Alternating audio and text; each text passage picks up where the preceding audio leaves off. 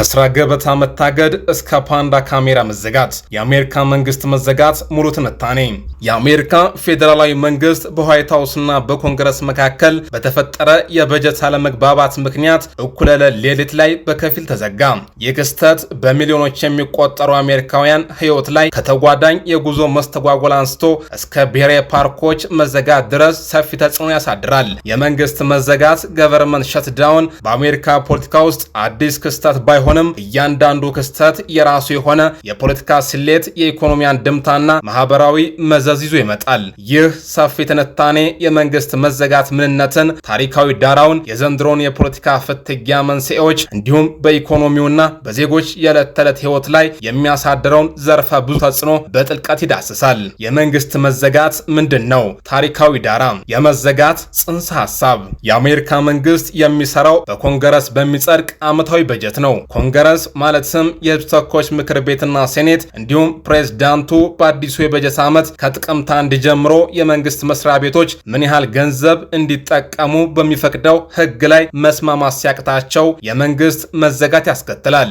በዚህ ወቅት አስፈላጊ ኢሴንሻል ተብለው የሚፈረጁ አገልግሎቶች ስራቸውን ይቀጥላሉ። እነዚህም ብሔራዊ ደህንነትን፣ የህግ ማስከበር፣ የአየር ትራፊክ ቁጥጥርና የህክምና አገልግሎቶችን ያካትታሉ።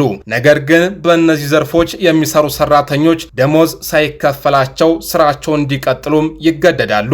አስፈላጊ ያልሆኑ ወይም ነን ኢሴንሻል ተብለው የሚፈረጁ ሰራተኞች ደግሞ ከስራ ገበታቸው ለጊዜው እንዲታገዱ ይደረጋሉ። ታሪክ የማይረሳቸው የመንግስት መዘጋቶችን በዝርዝር እንመልከት። የመንግስት መዘጋት በአሜሪካ ፖለቲካ ውስጥ እንደ ኃይለኛ የፖለቲካ መሳሪያ ሲያገለግል ቆይቷል። ከ1995 እስከ 1996 ባለው የፈረንጆቹ አቆጣጠር የቢል ክሊንተንን ዘመን እንመልከት። በወቅቱ በፕሬዝዳንት ክሊንተንና በሪፐብሊካኑ አፈ ጉባኤ ኒውት ጊንግሪች መካከል በተፈጠረ የበጀት ቁርጥማት ምክንያት መንግስት ለ21 ቀናት ተዘግቶ ነበር። ይህ ክስተት በወቅቱ በህዝቡ ዘንድ ሪፐብሊካኖችን ተጠያቂ ያደረገ ሲሆን የክሊንተንን ተቀባይነት ከፍ አድርጎ ነበር። የ2013ቱን የባራክ ኦባማ ዘመን ደግሞ እንመልከት። ሪፐብሊካኖች ኦባማ ኬር የተሰኘውን የጤና መድህን ህግ የገንዘብ ድጋፍ ለማስቆም ባደረጉት ሙከራ ምክንያት መንግስት ለ16 ቀናት ተዘግቶ ነበር። ይህ ክስተት ለአሜሪካ ኢኮኖሚ በወቅቱ 24 ቢሊዮን ዶላር እንዳሳጣው ይገመታል። የ2018-2019 የዶናልድ ትራምፕ ዘመን ደግሞ ሌላኛው መመልከት ያለብን ዘመን ነው። በአሜሪካ ታሪክ ረጅሙ የመንግስት መዘጋት ሲሆን ለ34 ቀናትም ዘልቋል። መንስኤው ፕሬዝዳንት ትራምፕ በሜክሲኮ ድንበር ላይ ለሚገነባው ቅጥር የገንዘብ ድጋፍ እንዲፈቀድላቸው ያቀረቡት ጥያቄ በዲሞክራቶች ውድቅ መደረጉ ነበር። የዘንድሮው የፖለቲካ ፍትጊያ መንስኤዎች። የዘንድሮው አለመግባባት የበርካታ የፖለቲካ ልዩነቶች ውጤት ነው። አንደኛው የዲሞክራቶች ጥያቄ። ዲሞክራቶች ማንኛውም የበጀት ስምምነት የጤና መድህን ሽፋንን በተለይም ኦባማ ኬር በመባል የሚታወቀውን የድጎማ ፕሮግራም እንዲያስቀጥል ይፈልጋሉ። በተጨማሪም ፕሬዝዳንት ትራምፕ ኮንግረስ ያጸደቀውን በጀት በራሳቸው ውሳኔ እንዲያግዱ ዋስትና ይፈልጋሉ። የሪፐብሊካኖች አቋም። ሪፐብሊካኖች በበኩላቸው መንግስት ለተወሰነ ጊዜ ክፍት የሚያደርግ ንጹህ የበጀት ማራዘሚያ ለማሳለፍ ይፈልጋሉ። ስለ ፖሊሲ ጉዳዮች መደራደር ያለባቸው በመደበኛው የበጀት ሂደት ውስጥ እንጂ በመንግስት መዘጋት ስጋት ውስጥ መሆን የለበትም የሚል አቋም አላቸው። የሴኔቱ የ60 ድምፅ ህግ። ሪፐብሊካኖች በሴኔት ውስጥ አብላጫ ድምፅ ቢኖራቸውም ማንኛውንም ህግ ለማሳለፍ ከ100 የሴኔት አባላት 60 ድምፅ ማግኘት አለባቸው።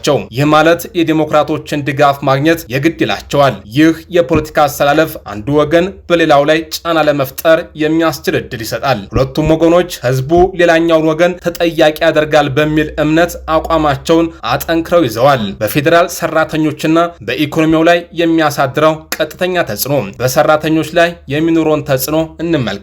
የመንግስት መዘጋት የመጀመሪያ ሰለባዎች የፌዴራል ሰራተኞች ናቸው። ከስራ መታገድ 40 በመቶ የሚሆኑትን የፌዴራል ሰራተኞች ወይም ወደ 750 ሺህ ሰዎች ያለ ደሞዝ ከስራ ገበታቸው እንዲታገዱ ያደርጋል። ምንም እንኳን መንግስት ሲከፈት ደሞዛቸው እንዲከፈላቸው ህግ ቢኖርም እስከዚያው ድረስ የቤት ክራይ፣ የብድር ክፍያና የዕለት ወጪን ለመሸፈን ይቸገራሉ። ያለ ደሞዝ መስራት ከ200 ሺህ በላይ የሚሆኑ የህግ አስከባሪዎችን ጨምሮ የድንበር ጥበቃ፣ የአየር ትራፊክ ተቆጣጣሪዎችና የጦር ኃይሎች አባላት ያለ ደሞዝ ስራቸውን እንዲቀጥሉ ይገደዳሉ።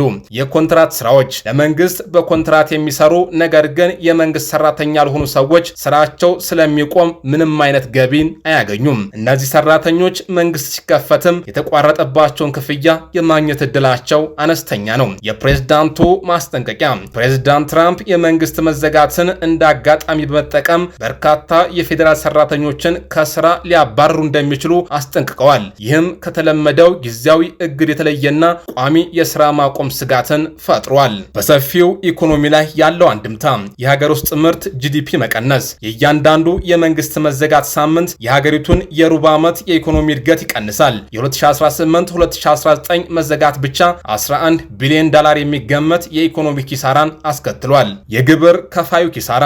መንግስት ሲከፈት ከስራ ገበታ ታግደው ለነበሩ ሰራተኞች ደሞዝ ይከፍላል። ይህ ማለት ዜጎች ላልተሰራ ስራ በቢሊዮን የሚቆጠር ዶላር በግብር መልክ ይከፍላሉ ማለት ነው። ሌላኛው የኢኮኖሚ መረጃ መቋረጥ ነው። እንደየስራ አጥነት መጠን፣ የዋጋ ግሽበትና የኢኮኖሚ እድገት ያሉ ወሳኝ የኢኮኖሚ መረጃዎችን የሚያወጡ ተቋማት ስለሚዘጉ የፋይናንስ ገበያዎችና ባለሀብቶች ውሳኔ ለመወሰን ይቸገራሉ። ተራ ዜጋው በዕለት ተዕለት ህይወቱ የሚያስተውላቸው መስተጓጎሎች። የአየር ጉዞ። የአየር ትራፊክ ተቆጣጣሪዎችና የደህንነት ሰራተኞች ያለ ደሞዝ መስራታቸው በስራቸው ላይ ጫና ስለሚፈጥር በህመም ስም ከስራ ገበታቸው ሊቀሩ ይችላሉ። ይህ ደግሞ ረጅም የፍተሻ ሰልፍና የበረራ መዘግየትን ያስከትላል። የፓስፖርት አገልግሎትም ስለሚጓተት ወደ ውጭ ሀገር ለመጓዝ የታቀዱ እቅዶች ሊስተጓጉሉም ይችላሉ። ሌላኛው ብሔራዊ ፓርኮችና ሙዚየሞች። አብዛኞቹ ብሔራዊ ፓርኮችና ታሪካዊ ቦታዎች ለጎብኚዎች ዝግ ይሆናሉ። ባለፈው የመንግስት መዘጋት ወቅት አንዳንድ ፓርኮች ክፍት ቢደረጉም ያለ ሰራተኛ በመሆናቸው ከፍተኛ የሆነ የንብረት ውድመትና የቆሻሻ መከመር አስከትለው ነበር።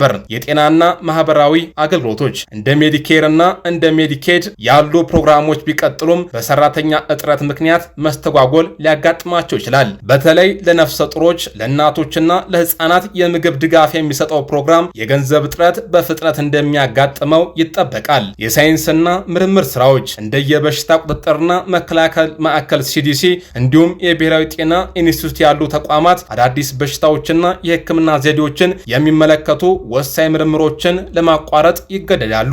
የእንስሳት መካነ አራዊት። የስሚዞስኒያን ተቋም ሙዚየሞች ለተወሰነ ጊዜ ክፍት ቢሆኑም በብሔራዊ መካነ አራዊት ውስጥ የሚገኙ የእንስሳት የቀጥታ ስርጭት ካሜራዎች አስፈላጊ አይደሉም ተብለው ስለሚዘጉ የፓንዳ የአንበሳና የሌሎች እንስሳትን እንቅስቃሴ መመልከት አይቻልም። ያልተነኩ አገልግሎቶች። የአሜሪካ የፖስታ አገልግሎት በራሱ ገቢ በሚንቀሳቀስ ነጻ ተቋም በመሆኑ በመንግስት መዘጋት አይነካም።